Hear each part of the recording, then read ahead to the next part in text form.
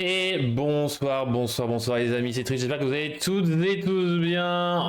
Aujourd'hui est l'Orcana, dans lequel nous allons parler de certaines nouvelles pour lesquelles on n'avait pas eu depuis fort longtemps. Mais bonjour monsieur Kelisha, comment il va ce Kelisha? Comment il va? Alors, ça je refresh forcément la page, c'est magnifique, comment que ça va? Et ce nouveau drama qui va nous prendre beaucoup de temps, vous inquiétez pas, on va pas faire que ça, puisque bon, je voulais au départ vous présenter et faire potentiellement une partie du nouveau jeu Ravensburger Horrified Donjons et Dragons. On fera ça potentiellement une prochaine fois, vous inquiétez pas. Mais on a beaucoup de choses à raconter sur l'Orcana, tout ça. Et donc on commence par le nouveau drama, hein, ou la suite du drama. Je sais pas comment j'appellerais, mais en tout cas voilà. Et ce drama, c'est le même depuis fort longtemps. Est-ce que quelqu'un l'a? Avant que je spoil directement, le drama, c'est Hyperdeck! Let's go Hyperdeck contre Ravensburger, et plus précisément Disney Lorcanas TCG, et donc notre cher Ryan Miller. On a une nouvelle! Let's go! Après ceux qui n'ont pas suivi l'affaire, on va faire un petit tracé, hein, puisque bon, j'avais suivi un peu l'affaire au début, mais c'est vrai que l'affaire a pris du temps. Puisque c'était en juin 2023 qu'a commencé, on va dire, les débâcles judiciaires pour Ravensburger. En effet, aux États-Unis, Hyperdeck, donc une petite, pour le coup, c'est vraiment une petite, en tout cas du point de vue européen, entreprise, a porté plainte aux États-Unis contre Ravensburger Lorcana, Disney Lorcana, et Ryan Miller. Alors quels étaient les chefs d'accusation? On va être allé directement en vif. Violation de contrat, avec une utilisation et divulgation des conceptions de Rush of E-Core, donc qui est un TCG pour lequel Ryan Miller avait travaillé. Une utilisation abusive de propriété intellectuelle, qui est liée, hein, tout simplement, mais c'est juste une autre version, une autre vision du chef d'accusation. Incitation à la rupture de contrat que Ravensburger aurait effectué envers Ryan Miller. Une fraude, puisqu'une tromperie intentionnelle concernant l'origine du design de l'Orcana a été effectuée par Ravensburger. Bonjour, Miss Pimous. Concurrence déloyale avec des secrets commerciaux d'Hyperdeck. Alors UP c'est pas Hyperdeck, non, c'est UD, pour avoir un avantage concurrentiel déloyal, forcément, parce que bah ils avaient des informations que Hyperdeck, enfin sur les produits d'Hyperdeck, et une contravention de droit d'auteur en faisant une copie de Rush of E-Core. On ira un peu plus dans les détails plus tard. C'est quand même un beau palmarès. Je pense que si l'une de vous a ça dans son CV, déjà, je pense qu'il va falloir de l'argent. Et coucou Roxaoki, j'espère que tu vas bien. Je pense que ce genre de chef d'accusation, c'est pas le genre de choses qui vous ferait plaisir au réveil d'avoir dans votre boîte aux lettres. Clairement pas. Et c'est quand même pas quelque chose d'anodin. C'est pas par exemple, je vous dis, ouais, le monsieur il m'a pas dit bonjour, quoi. Clairement. Là, on rentre dans le vif du sujet, et là, on va parler donc du milieu ludique. Aussi l'impact, tout ça que ça pourrait avoir du côté de l'Orcana, du point de vue ludique, du point de vue vous, nous, que sais-je. Et donc, depuis juin 2023, il y a eu des péripéties, puisque, donc en juillet 2023, il y a eu Ryan Miller et Ravensburger qui avaient déposé une motion de rejet.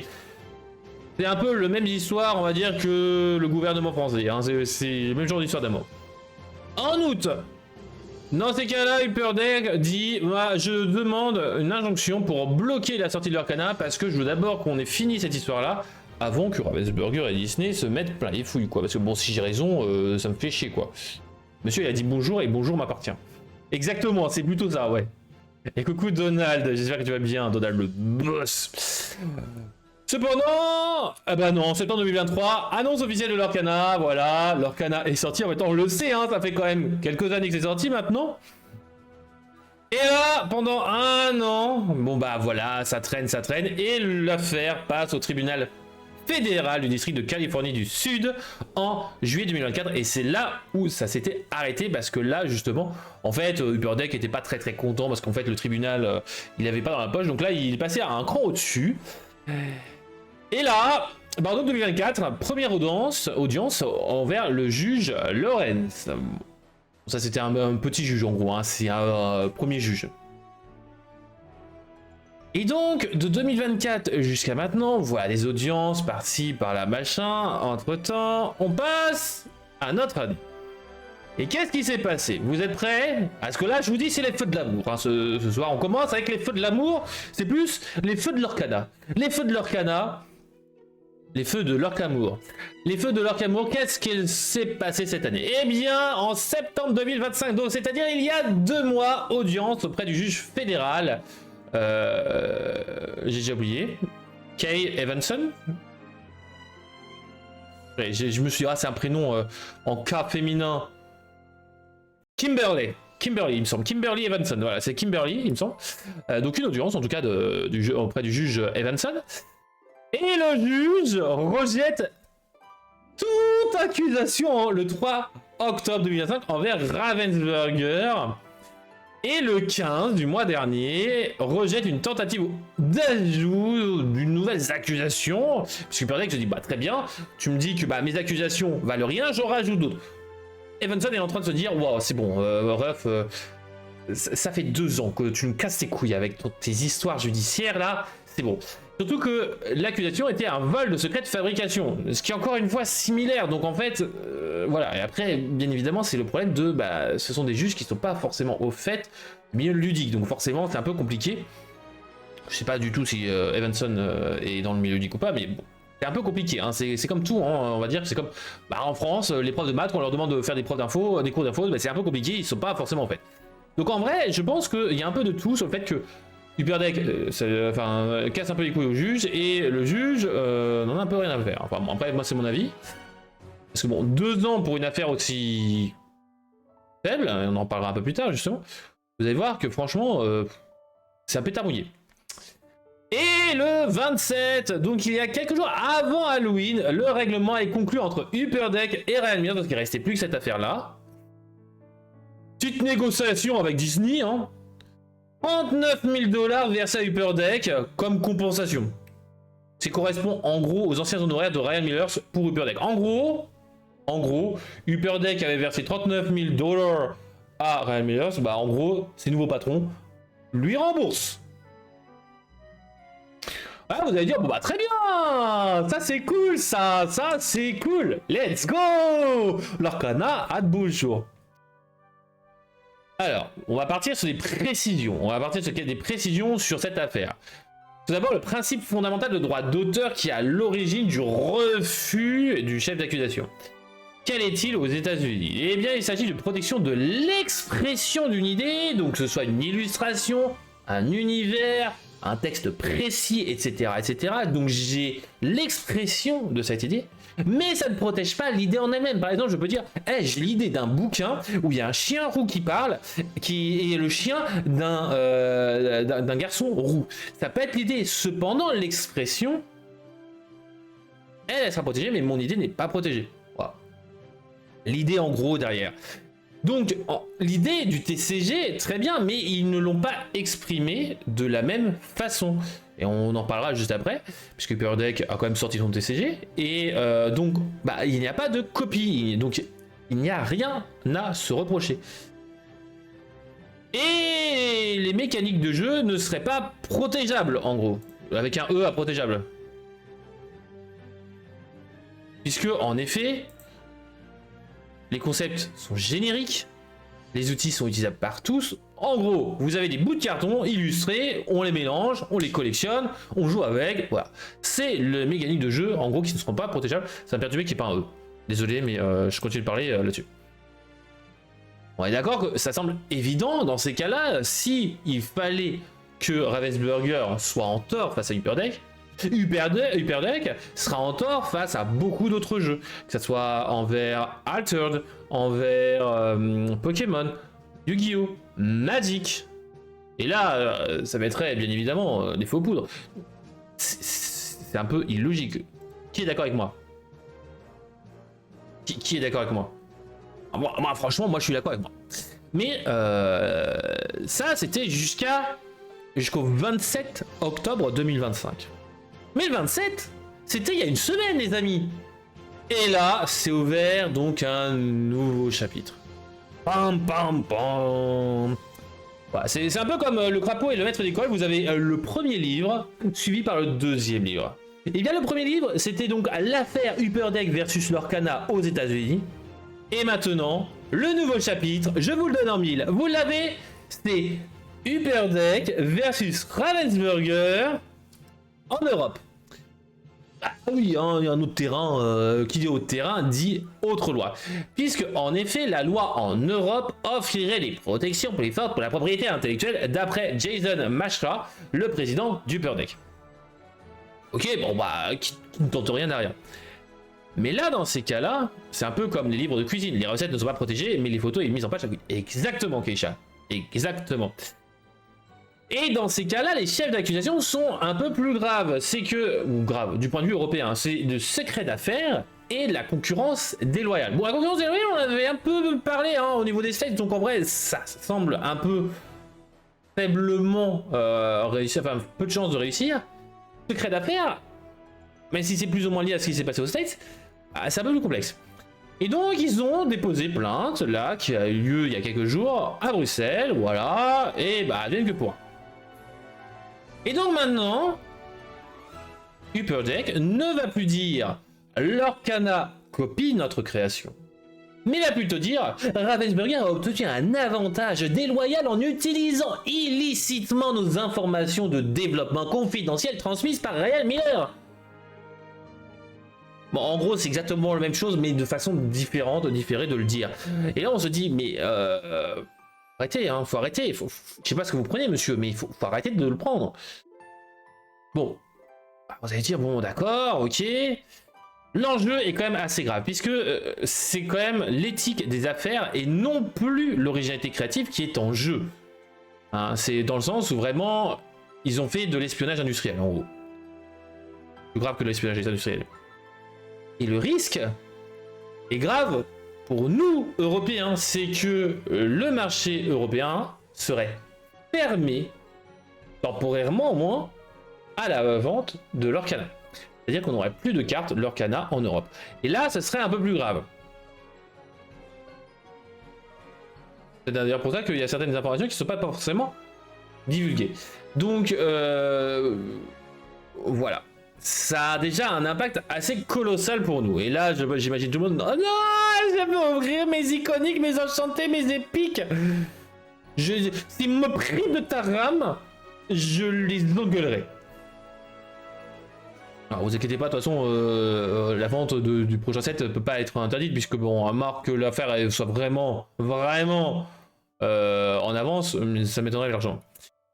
Et donc, l'impact serait tout aussi grand du point de vue international et ludique. Puisque si Ravensburger gagne, dans ces cas-là, la liberté de création est renforcée. La mécanique des jeux dans le domaine, rentre dans le domaine public. Comme on disait avec Elisha sur le fait que les recettes seraient dans le domaine public, mais le livre de cuisine que machin ou bidule a écrit serait dans ces cas-là protégé par des droits d'auteur. Ce qui semble logique en même temps. Bon, le camembert, vous avez 50, enfin, vous avez une recette du camembert, mais voilà. Et par contre, maintenant, si Upperdeck gagne, qu'est-ce qui se passerait? Qu'est-ce qui se passerait? Donc, plus précisément, au niveau de Ravensburger, j'ai oublié de préciser qu'ils se disent qu'ils souhaitent protéger les concepteurs de jeux à travers toute l'industrie de ce type de litige. Mais donc, si Upperdeck veut gagner, justement, bah, là, ça ouvre des portes monumentales. Ça ouvre des portes monumentales puisque les auteurs ne pourront plus bouger, faire ce qu'ils voudront entre différents distributeurs, créateurs, etc. Upperdeck abuse et gagne assez d'argent pour laisser tomber l'Europe. Allez, ça tacle. Ouais, mais Disney gagne plus, forcément. Donc, les auteurs risquent de ne plus pouvoir faire ce qu'ils veulent. Mais surtout, une vague de procès commencerait à émerger de fou. Parce que si Upperdeck gagne, ça veut dire que bah, pourquoi est-ce que moi, créateur du Monopoly, je ne pourrais pas porter plainte envers tous les gens qui ont créé des jeux qui ressemblaient à Monopoly. Moi, créateur du puzzle, est-ce que je ne pourrais pas porter plainte envers tous les gens qui ont fait un jeu à base de puzzle, etc., etc. Enfin là, ça commencerait à devenir tout et n'importe quoi. En tout cas, surtout que là, il y aura un gros débat, c'est sur le TCG, c'est que il y en a un qui devrait se mettre plein et fouille d'avoir créé le premier TCG. Hein. Mais bon, ça c'est un autre problème. Après, il faut être un peu intelligent. Malheureusement, il y en a qui ne sont pas forcément intelligents, ils sont plus radins, requins, tout ça, ils veulent de l'argent. En effet, Hyper Deck a des sous. Et vous maintenant, qu'est-ce que vous en pensez?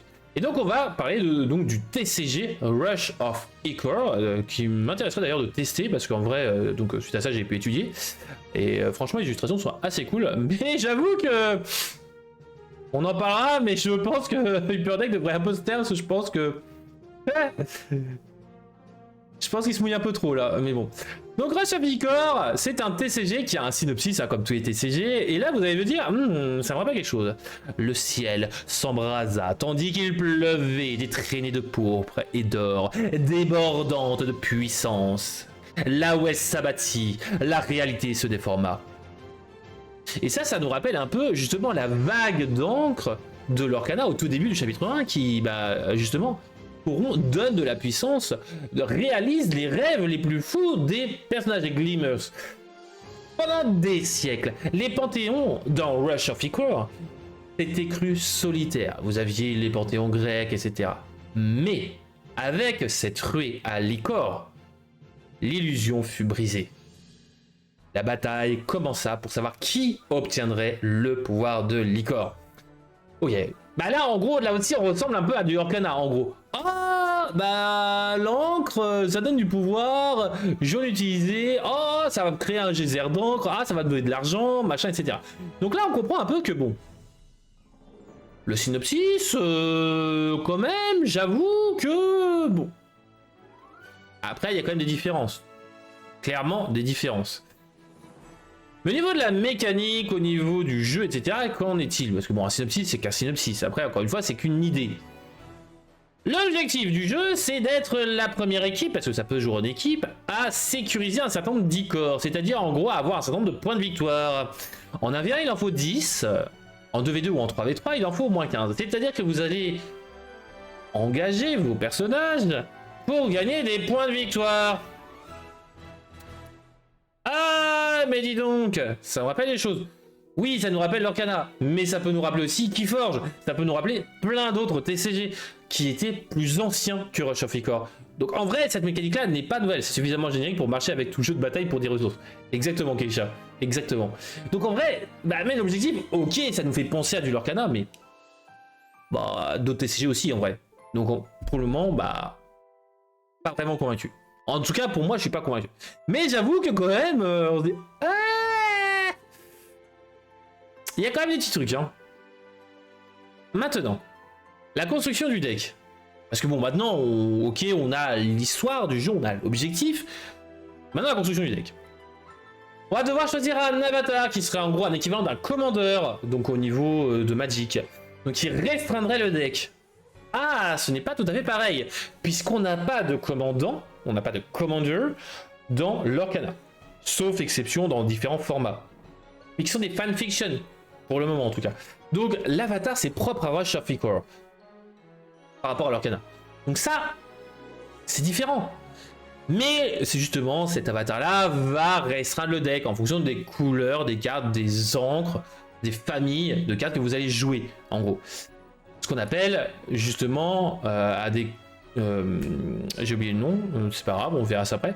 Mais ces restrictions-là vont vous donner des restrictions sur les couleurs des cartes. Si je joue à un commandant qui est rouge et bleu, dans ce cas, je jouerai que des cartes qui sont soit rouges, soit bleu-rouge.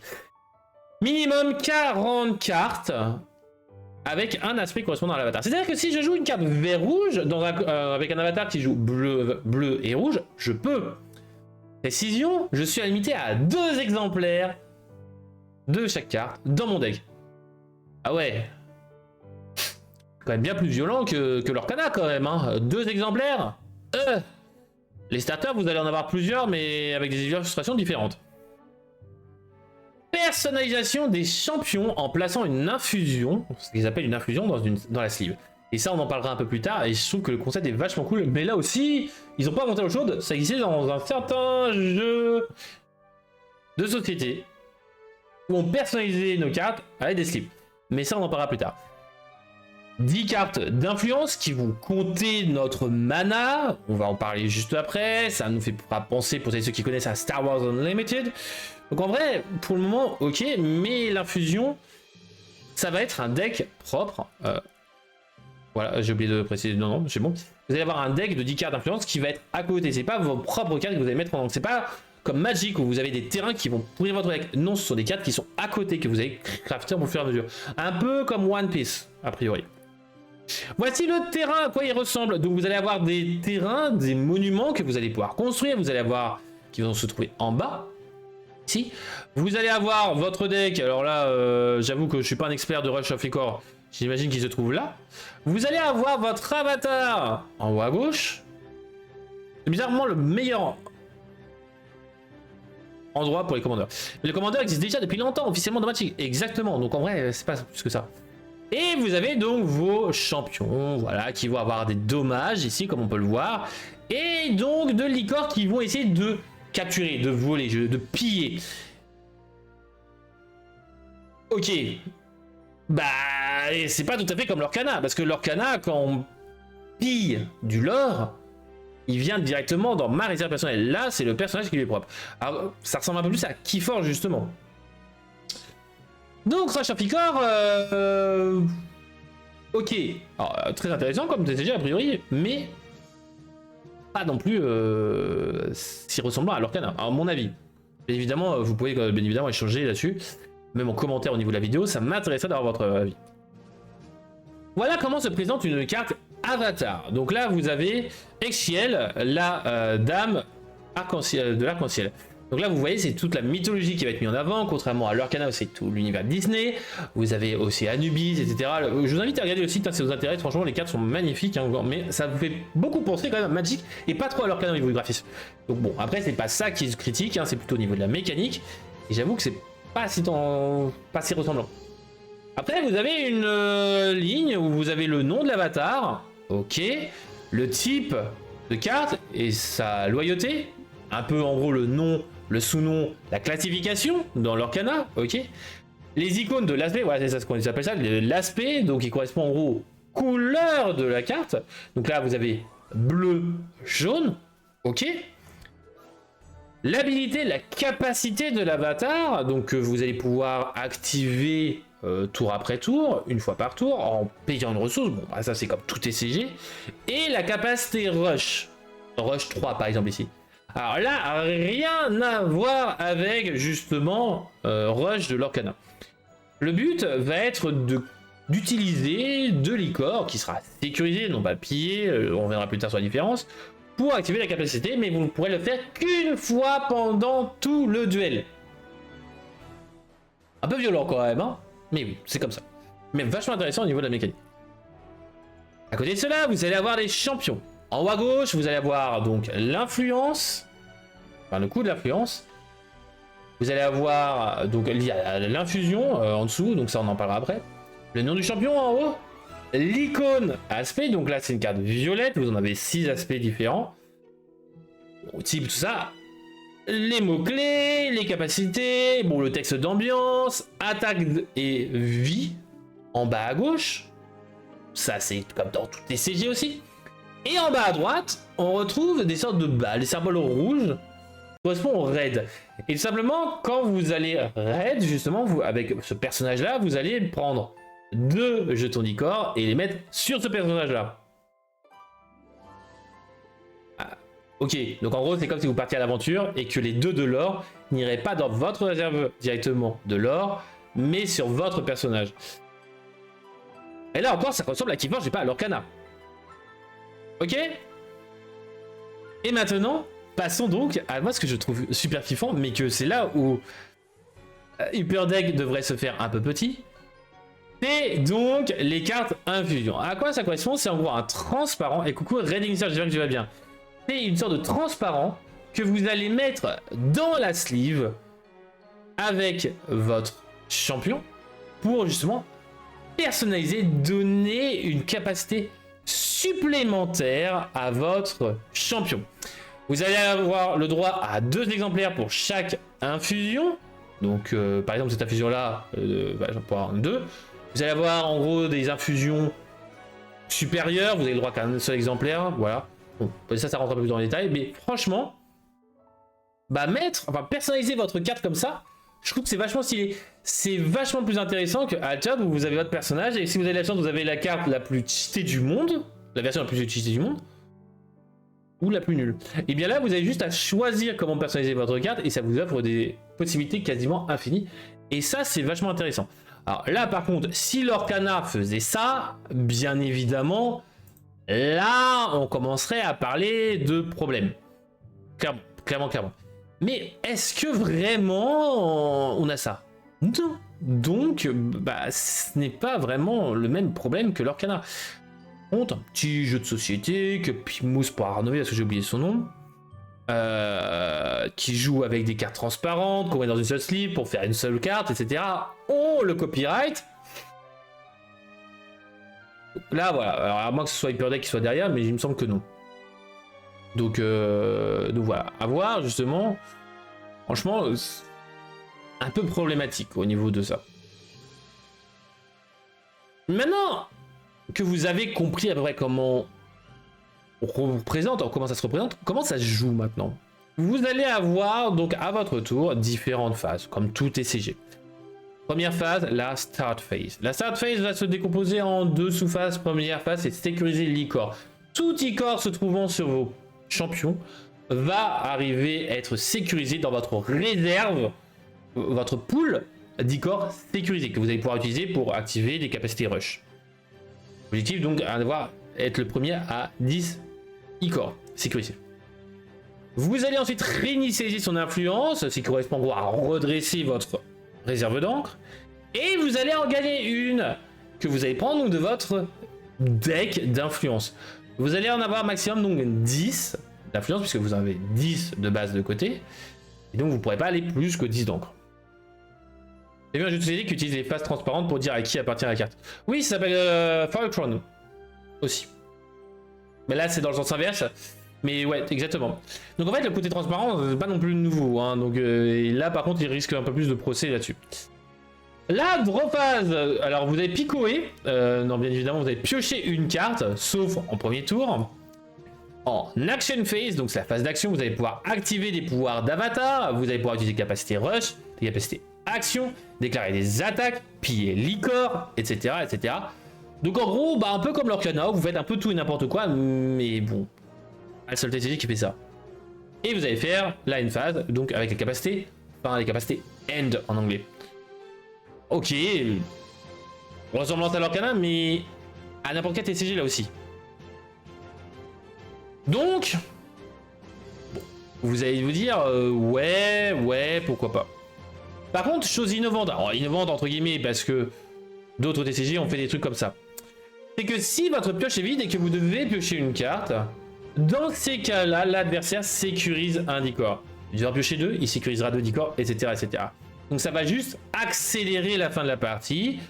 Ça me fait penser justement à un petit TCG français qui s'appelle Arise, où quand vous piochez et que vous n'avez plus de deck, vous ne perdez pas, vous perdez juste un invocateur. Donc en vrai c'est juste un signe que tu vas pas perdre.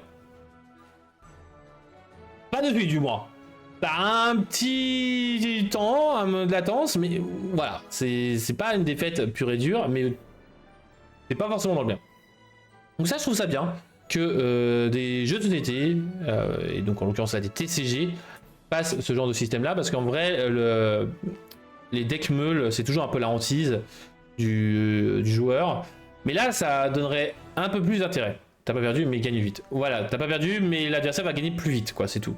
Donc en vrai, c'est vachement cool, je trouve. C'est vachement cool. Potentiellement, ça te donne un tour pour potentiellement remettre des cartes dans ta pioche, et comme ça, ouf, t'as un peu plus sauvé, mais au moins, c'est cool. C'est vachement cool. Voilà au niveau de ce nouveau drama. Rush of Icor, Hyperdeck et l'Orcana. J'espère que ça vous a plu, que ça vous aura fait plaisir.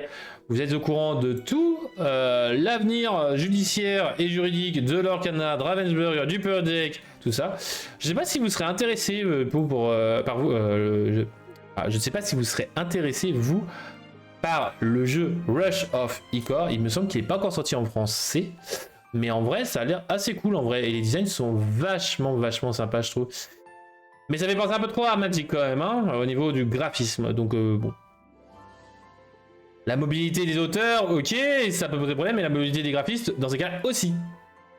Et c'est là où, voilà, c'est un peu le problème, c'est que faire ce genre de procès là, ça ne sert un peu à rien, c'est un peu dommage de faire cela. Après, je peux comprendre qu'en effet, je t'invite après à regarder la rediffusion Redifuseur, mais vraiment, ça a l'air vraiment intéressant le jeu. Malheureusement, je trouve ça dommage que, voilà, une petite guerre entre deux grandes entreprises. Passons à des choses plus intéressantes, puisque bon, on a vu l'avenir un peu flou de l'Orcana, mais si pour moi il y a des chances, mais bon, l'Orcana Europe, on sait très bien qu'en Europe on a quand même des règles un peu spécifiques contrairement aux États-Unis.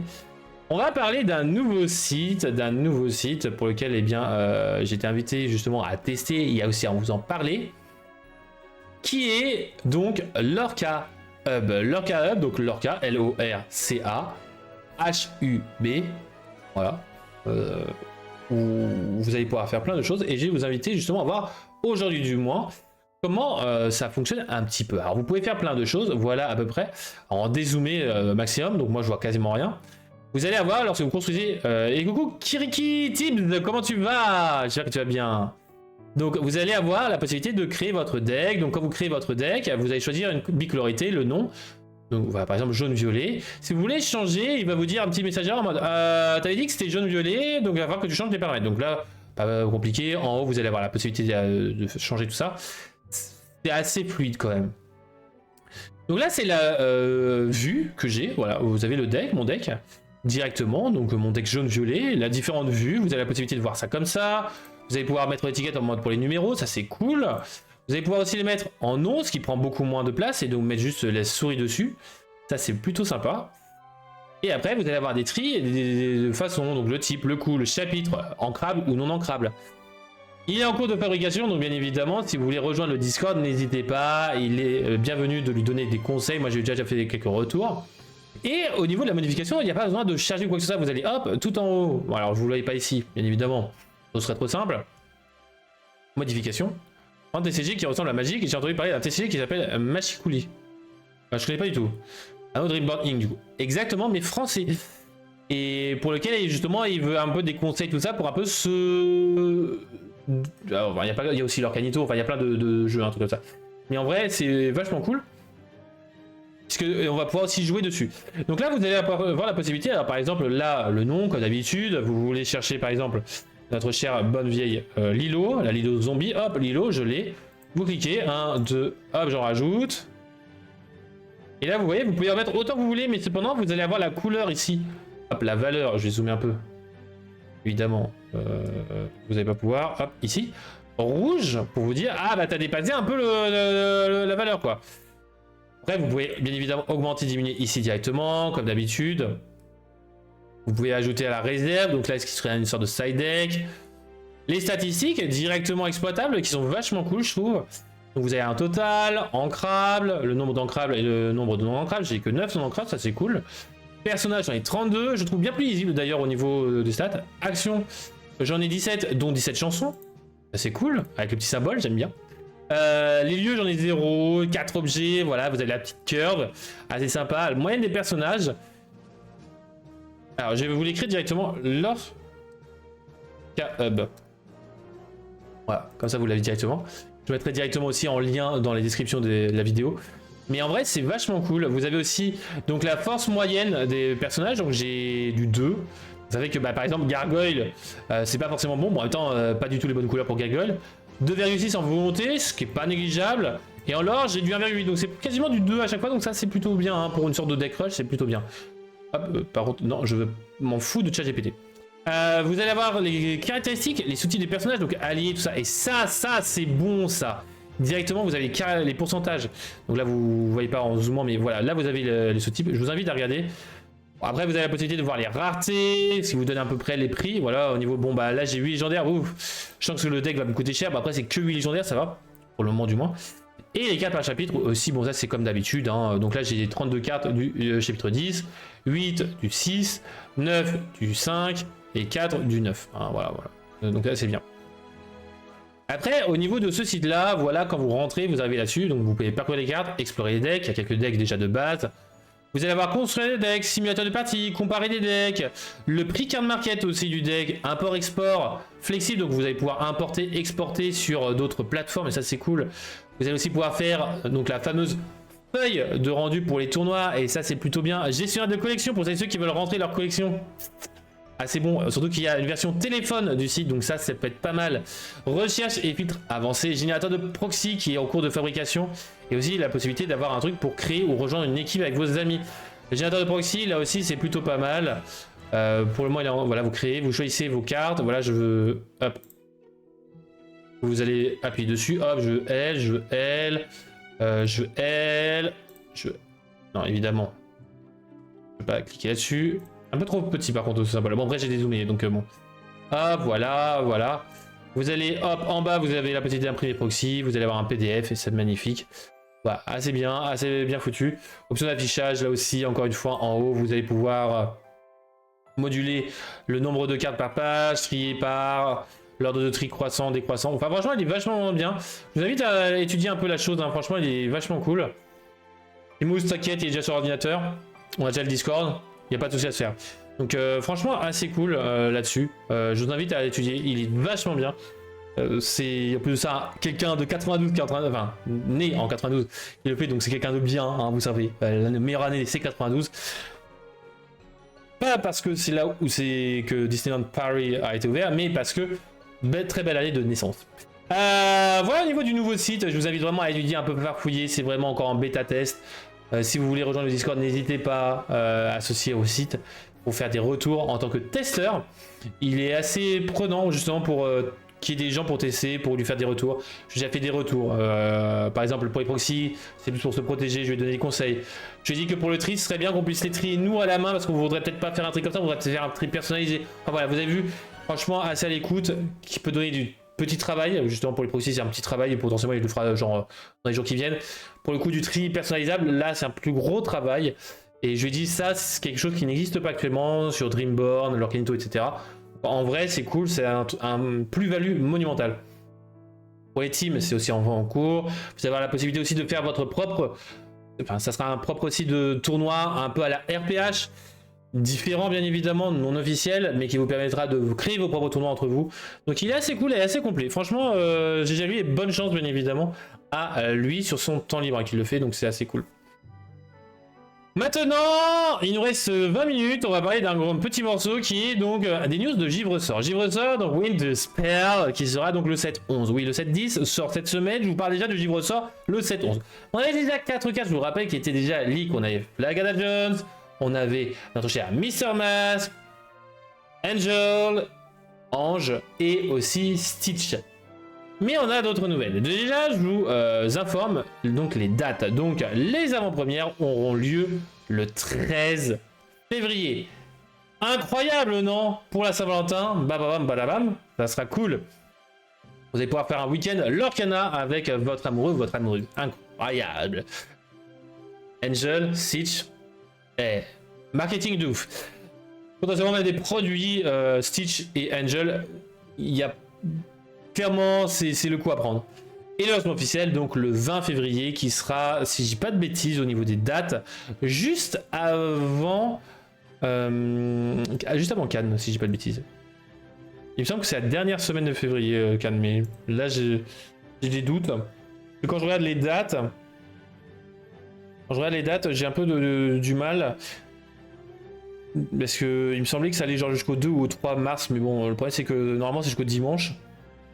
Et le dimanche c'est le premier, donc bon. Voilà, c'est des vagues souvenirs au niveau des dates. Donc voilà au niveau de Winter Spell. Mais ce n'est pas fini les amis. Non, puisqu'on a une carte de reveal, une carte de leak, une carte incroyable qui a eu lieu. Là, voici Topolino, qui est une carte Mickey Snowboarder a priori. Émeraude, héros. storyboard a priori.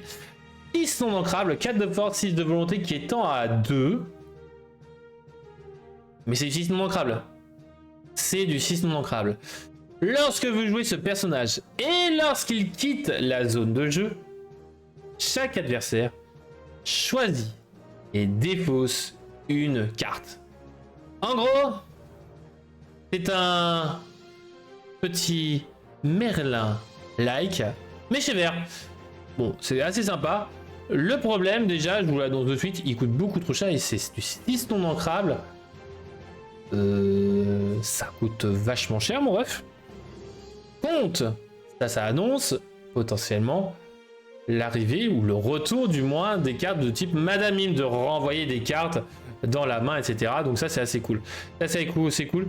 Je sais pas ce que vous en pensez de ce Mickey, mais bon, moi je le trouve pas fifou. Mickey vert. J'avoue que j'ai du mal avec les Mickey en vert, mais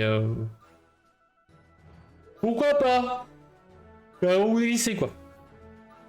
Et voilà au niveau des news. Je vous rappelle, donc pour ceux qui ont pris en cours de route, voilà, la semaine prochaine normalement une petite partie de Refud, Donjons et Dragons sur la chaîne pour vous le présenter un peu la mécanique. On va passer donc à l'avant-dernière chronique, le Lorca Bourse. Lorca Bourse, quelle est-elle pour ceux qui rejoignent en cours de route bien évidemment ce genre d'émission?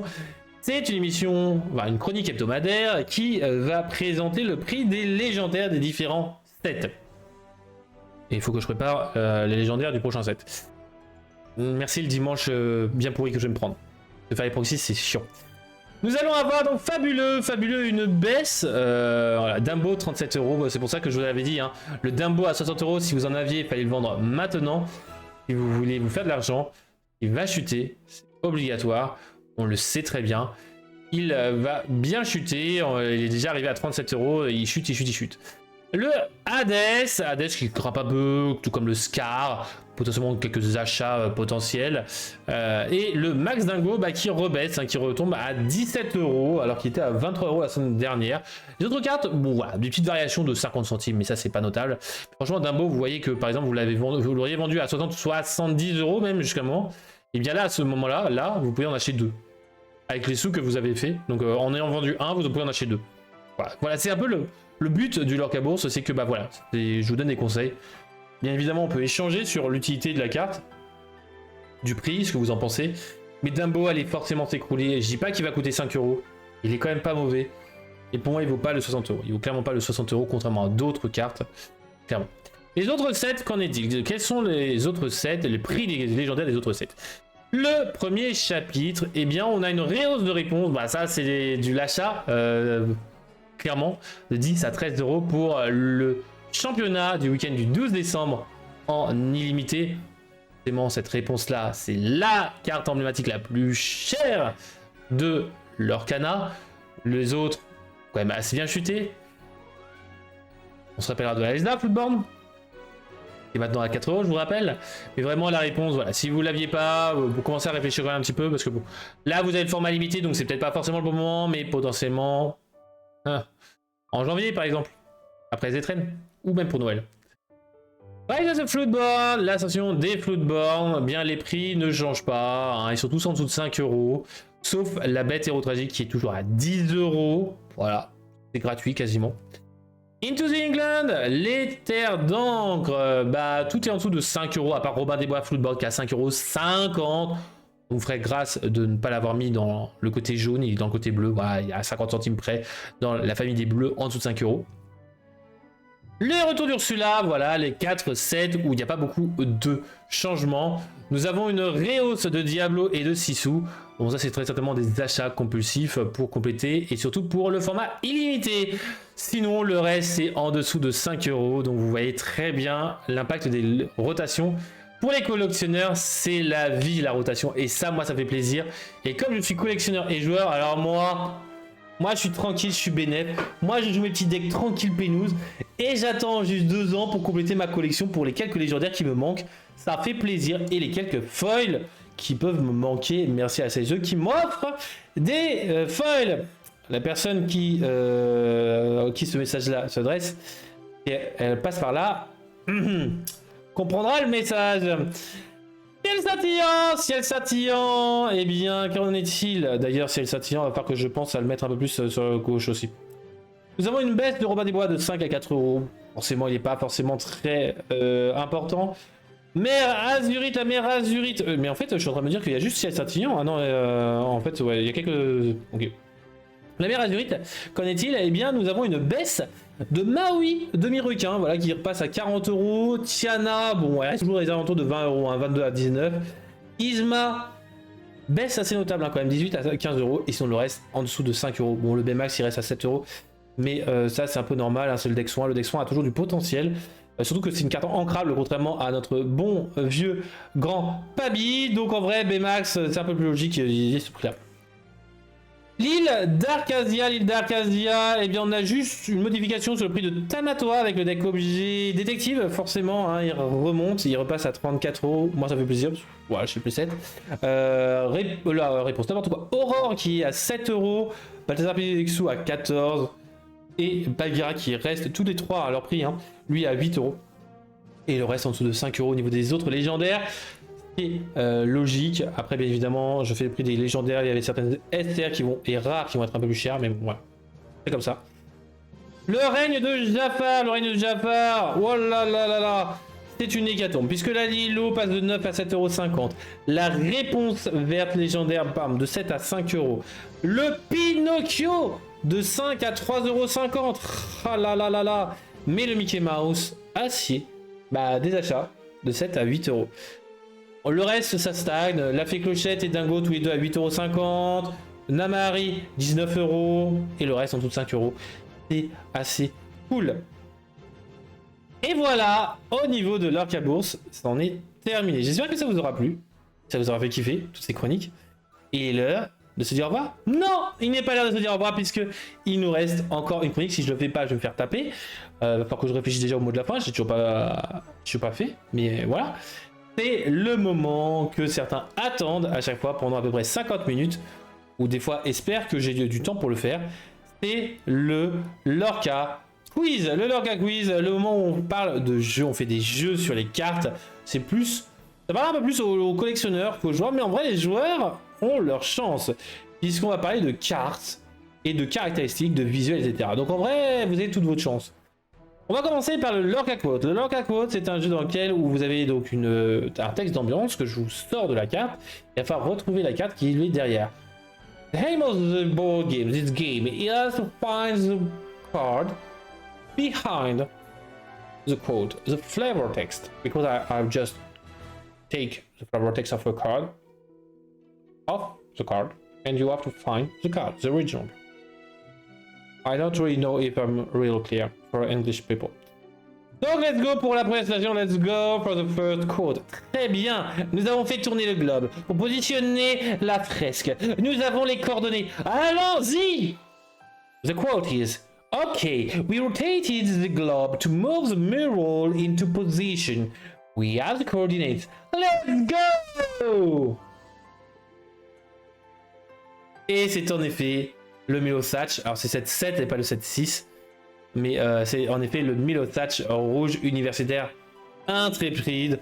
Oh là là là là, le Donald! Le Donald, il est pas là pour remplir des perles, là, Donald, il est là. Il a révélé son 7. GG à toi, Donald. On va partir sur le Lorca des zooms. I have zoomed on a card, and you have to find the card. J'ai zoomé sur une carte et il va falloir trouver la carte. Quelle est cette carte? Oh là là là. Quelle est cette carte? Ah, on voit du bleu, du vert. Est-ce que c'est une carte saphir? Est-ce que c'est une carte émeraude? Quelle est cette carte? Cendrillon allant au bal. Non. Le labyrinthe périlleux. Non. Quelle est cette carte? On va dézoomer. We will have to dézoom. Marie. Non, ce n'est pas Marie. Non. Ce n'est pas Marie. Quelle est cette carte? On veut comment j'ai zoomé, hein, toutes les possibilités sont viables, hein, bien évidemment. On dézoome encore. Ouh, voguer sur la mer Azurite. Ouh, non. Non, non, non, non. On dirait une sorte de calamar. Wasabi, non. Mini surfeuse, non. Oh, mais ce n'est pas un calamar. C'est l'île d'Arcasia. Non, ce n'est pas l'île d'Arcasia. Quelle est cette... Bah, l'île de la chouette. Le scarabée, non. Quelle est cette carte? Jafar. Non. Ah là là là.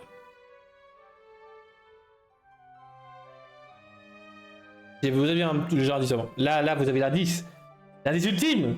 Quelle est cette carte? Quelle est cette carte? Ah là là là. Archimède. C'est pas d'Archimède. Non, non, non, non, non. Je suis déçu là. Lucky. Non. Hors des zooms. Je vois un Pokémon en bas à gauche. Ah, moi je vois un 3 surtout. Je vois un 3 ici. Le chien de Basile. Et c'est en effet Toby. C'est en effet le Toby. Se donne un mal de chien. C'est drôle, hein, le 3 qui est là, et c'est exactement sa force en fait. Je viens de me rendre compte. C'est assez cool, hein. Et est-ce que vous aviez déjà ce fun fact là? Est-ce que c'est fait exprès? Je ne sais pas. Mais en vrai, c'est assez marrant. On va te dire, Trif, tu vois le mal partout, c'est juste des effets avec la poussière, tout ça. Oui. Mais celui-là a plus le forme d'un 3 qu'une forme de poussière. GG à Rox, parce que bon... Il y a 2 Toby dans leur canard.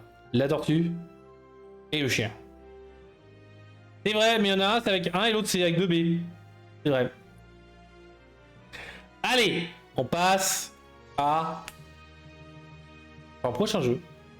Le Lurk à gif. Le Lurk à gif, donc une carte décrite par des gifs. You will have different gifs describing a card. You have to find the card described by this gifs. Réponse faisant un vœu. Ça fait ça. Une carte émeraude. Oh là là, Trif, une carte émeraude. Mais quelle est cette carte? Quelle est cette carte? An emerald card. What is this card? First. GIF. Premier. GIF. Le Mickey légendaire 7-1. Non. Soumettez-vous à ma volonté. Non. La mère. Quelle est cette carte? Quelle est cette carte? Carte émeraude avec de la mer. Quelle est cette carte? Labyrinthe périlleux. Non. Oh, Donald et Roxy, on l'a même mis en même temps. Non. Cricket Tips sous l'océan. Non. Allez, deuxième gif, parce que forcément c'est un peu compliqué. Un bicorne. Pour ceux qui ne connaissent pas, c'est la forme. C'est les charmes de chapeau. Si vous avez une corne devant, c'est un tricorne. Quelle est cette carte-là? Stitch pirate? Non. Daisy pirate? Non. Et c'est d'ailleurs quelque chose qui m'a un peu trigger. Il faudrait que... Tu vois un truc tout à l'heure. Daisy pirate? Non. Ah, Pimou, ceux qui n'écoutent pas. Ah là là, elle s'est occupée du vomi de son chat. Quelle est cette carte? Quelle est cette carte? Les rondins sont... Tout à fait, je skip. Non. Quelle est cette carte? Allez, on va passer au troisième gif. Un sabre. Quelle est cette carte? John Silver. Non. Non, non, non, non. Non, non, non, non, non, non, non. Ouais, ils ont le même défaut, ces deux cartes-là, mais... Capitaine Crochet bicolore, non. John Silver, non. Crochet, quel crochet? Oh, c'est ok. Pas de pirate, non. J'aurais pu vous proposer Donald pirate, non. Allez. Une dague. Pareil, Donald pirate, j'aurais pu demander lequel. Quelle est cette carte? Peter Pan. Non.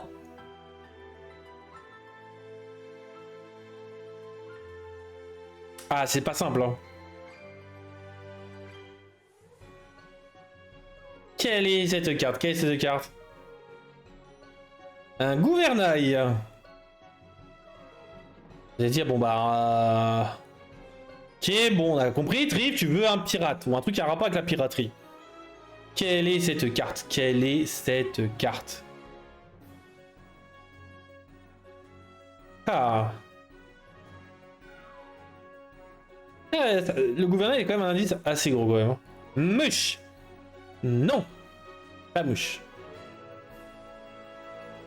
Je te donne un autre indice. Un nounours. Crochet en sous-main. Non. Quelle est cette carte? Et là tout le monde dire. Hein? Comment ça?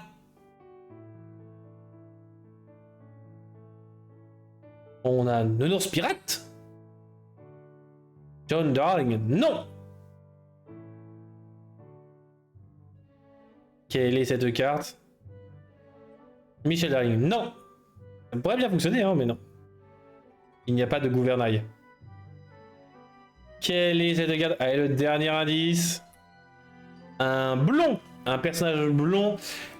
Le frisé. Et en effet, c'était le frisé Roxy. Ah, voilà, l'ours, blond, le gouvernail. Et maintenant, le reste. Bah, la mer, en fond. Ici, on a le capitaine Crochet avec son sabre et son bicorne. Et fatal parce que dans le Disney original, ça n'est pas un bicorne. Mais bon, c'était pas grave. Et la dague, vous allez me dire, mais où est-elle? Elle se trouve juste là. Parce que vous avez Peter Pan en plein duel avec justement le capitaine Crochet. Voilà. GG. Est-ce que vous n'êtes pas fiers de vous? En fait, je me dis que c'est juste que... En fait, je pense que Canva a fait de la merde. Alors que je règle mes trucs. J'aurai ça tout à l'heure. Passons au dernier jeu. Le Lorca Pixel. Le Lorca Pixel est une carte pixelisée. Quelle est cette carte, les amis? Quelle est cette carte? C'est très... pixel, ça. Quelle est cette carte? Aurore Gardienne Rêveuse. Non. Ce n'est pas Aurore Gardienne Rêveuse, les amis. Non, non, non. Cendrillon légendaire du 7-10. Non. J'ai pas encore proxifié toutes les cartes du 7-10. J'ai même pas commencé. Dame Gertrude. Non. Picli. Non. Allez, on dézoome. Enfin, on dépixelise. Les 7 cartes. Quelle est cette carte? Quelle est cette carte? C'est une carte Pokémon. Non, c'est pas du tout ça. Alice en pleine croissance. Non. En vrai, niveau des teintes, ça pourrait très bien marcher en vrai. Je vois assez bien la tasse sous ça, mais non. Belle Marianne bicolore. Non. Quelle est cette carte? Oh là là. Quelle est cette carte, les amis? Bleu lumière. Et c'est en effet le bleu lumière, l'action chanson de la licence Vaiana, dessinée par la collaboration de Anna Rudd et Anna Stosic. Très marrant, c'est une collaboration entre deux Anna. Et voilà. Le deck Anna va être joué. En tout cas, voilà les amis, j'ai toi Roxy. J'espère que ça vous aura plu. Une heure de plaisir, d'insouciance et d'incrédulité face à ces dramas et aussi ces news. J'espère que ça vous aura plu. J'espère que vous passerez en tout cas une très bonne soirée. Vous êtes une bonne Lorca Week. Cœur sur vous, prenez soin de vous et de vos proches. Le mot de la fin, ce sera donc le frisé parce que forcément, pas compliqué. C'est une carte qui vous a fait un peu friser les ménages. On se dit donc à la prochaine. C'est Trif. Bye bye.